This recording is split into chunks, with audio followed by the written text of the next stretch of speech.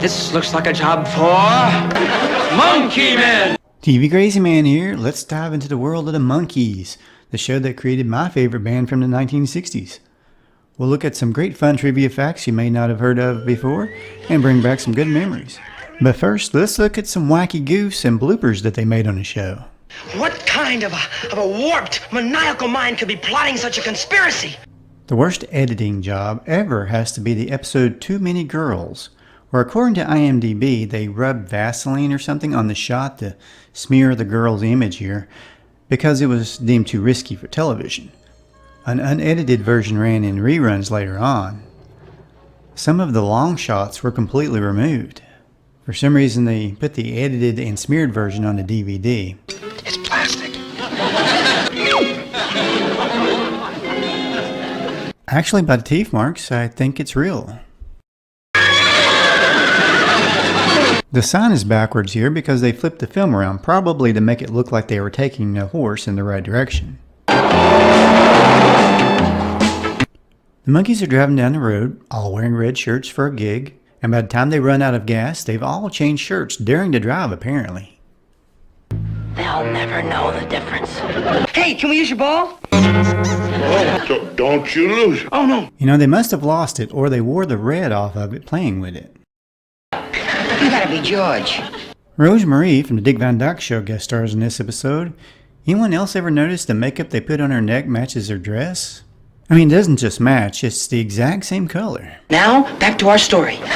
Come here, guys, I think I got something hot. Come here, guys, I think I got something hot. Only on the Monkees could you record someone talking with the recorder turned off. Come here, guys, I think I got something hot. Come here, guys, I think I got something hot. Which is actually even funnier. Now you could see strings a lot on the Monkees, but since they sometimes went out of their way to point them out, I guess they could be more like an on-purpose goof. You know, I think the Monkees may have actually taught me a lot about the old way of doing special effects back in the day. It's because of them I know that Lee Majors wasn't really riding that motorcycle. See, that's a neat button. What does it say? I think they've lost the top to the Monkey Mobile. Oh, there it is. You know, I would love to have this modified Pontiac GTO. In fact, I would love to have any 60s GTO. It's been said that the Monkees were a lot like the Marx Brothers, but they also had a little bit of the Three Stooges in them. Watch Davy accidentally punch Mickey.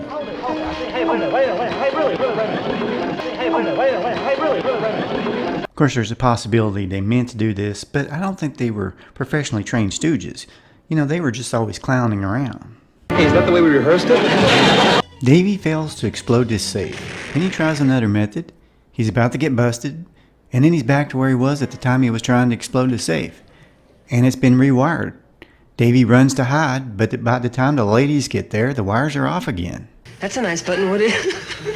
Let's go again. In this scene, keep your eye on Mickey's sunglasses. Invitation. Oh. And then a few moments later, Mr. David Jones! That's a nice button. What does it say? Save the text. in this scene where guest Liberace smashes his piano, they caught Mike cracking up laughing on camera.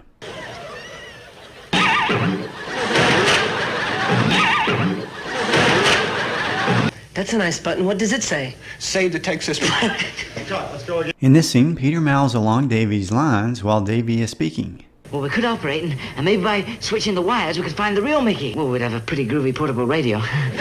Hey, what is it? Save the Texas. Hold it. Wait, no. Let's go again. This scene illustrates how continuity errors can happen really easily. You see this white car? During the conversation the Monkees are having, the car pulls out.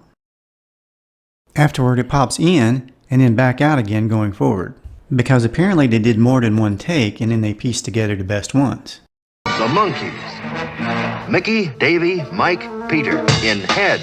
Okay, this one is a matter of opinion, but I think the worst thing the Monkees ever did was to star in the movie Head, written by Jack Nicholson. Yeah, that Jack Nicholson. I remember renting the movie out on VHS back in the 80s as a teenager and returning it before I even finished watching it. It was that bad. That memory still haunts me to this day. And believe me when I say I was then and am now still a huge fan of the Monkees. I'd say they fit somewhere right under Elvis. I like it very much. Of course, I'm not the only one that didn't like the movie. When it first came out, the movie made just $16,000 on a budget of $750,000. It was hated by Monkees fans and even the hippies of the 60s. It was just too weird for everybody. They could have made a movie about the Monkees painting a fence for 2 hours and it would have made a lot more money. Hey, I got an idea. Now, the TV series had been canceled before the movie, so their next idea was to do a TV special in 1969 and double down on the weirdness that works so not so well in the movie. While there's a couple of neat things in there, like the tribute to the 1950s and Michael Nesmith singing in duet with himself, there was like 4 minutes of this.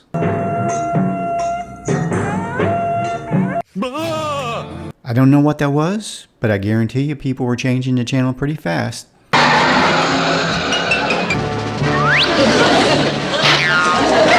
Play 2, Verada, Nikto. You know, I bet they assumed the Monkees had been taken over by aliens from Mars and were now trying to brainwash everyone through subliminal messaging through the television sets. At any rate, if you're new to the Monkees, I'd highly recommend just sticking to the TV series. Right after that special, Peter Tork quit the Monkees. But the Monkees weren't done yet on television. Repeats of the series would continue on Saturday mornings for several seasons. They replaced some of the older songs with newer songs during the Monkees romps, which is basically where the Monkees run around being silly during the song. It's kind of like Scooby-Doo chase scenes. This no doubt inspired the creation of MTV in the 80s. Hey, what's up, Davy? Nothing's up. It was during this time that the Monkees teamed up with Bugs Bunny, minus Peter Tork, on commercials for Kool-Aide. Hey, what's up, Mike? Oh, they're not anything up, Bugs. Now, reruns on Saturday mornings would run from 1969 to 1973. And in the 80s, the reruns of the show would fuel the Monkees comeback tour, resulting in a new era of monkey mania. Well, let me backtrack just a bit. The series debuted on September 12, 1966, and was a reflection of the times, parodying other shows that were on, or at least well known back then. They took a shot at Gunsmoke. This is Chester. Problem, huh? I better get Mr. Dillon. The Lone Ranger, What does Kimasabi mean? Don't ask. and even Bonanza. It's the Cartwheels. Dane Cartwheel and his 2 sons, Mule and Little Mo. It's certainly a lot of bull. But you could definitely see the impact and influence of one of the 60s biggest icons on the series, But that's impossible. that of the 1966 Adam West Batman. On the episode Dance Monkey Dance, Peter answers the red phone like the one Batman and Commissioner Gordon used on Batman. The bat hook. What is this bat hook thing? On the episode Captain Crocodile, they really went after Batman in this hilarious parody. Frogman. And Reuben the Tadpole. Holy frog's legs, that really makes me mad. On the episode, the Monkees get out more dirt. They fall in love with the Catwoman actress Julie Newmar. This episode also featured a cameo by Wally Cox, the voice of Underdog. Burgess Meredith did a cameo as the Penguin on the episode The Monkees Blow Their Minds. This episode ran on the same week the very last episode of Batman aired in March of 1968. The Monkees only had one more episode left before they would go off the air in that same month. This next one is a bit spooky.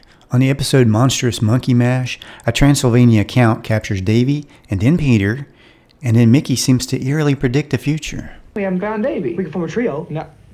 As Monkey fans know, Davy Jones passed away in 2012 at the age of 66. Peter, he's gone. Maybe we make it a duet? No. After Peter Tork passed away in 2019 at the age of 77, Mike and Mickey did a Monkees farewell tour as a duet in 2021. If you get lost, I'll be a single.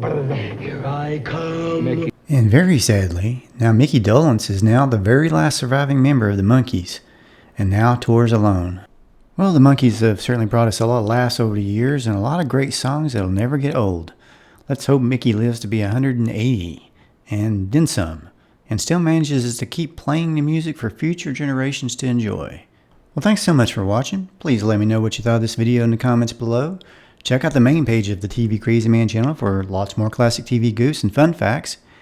And if you miss Saturday morning cartoons, check out my other channel, Freddy Cat Cartoons, for a look back at classic cartoons and some new characters and cartoons I made. Thanks for watching, and have a great day.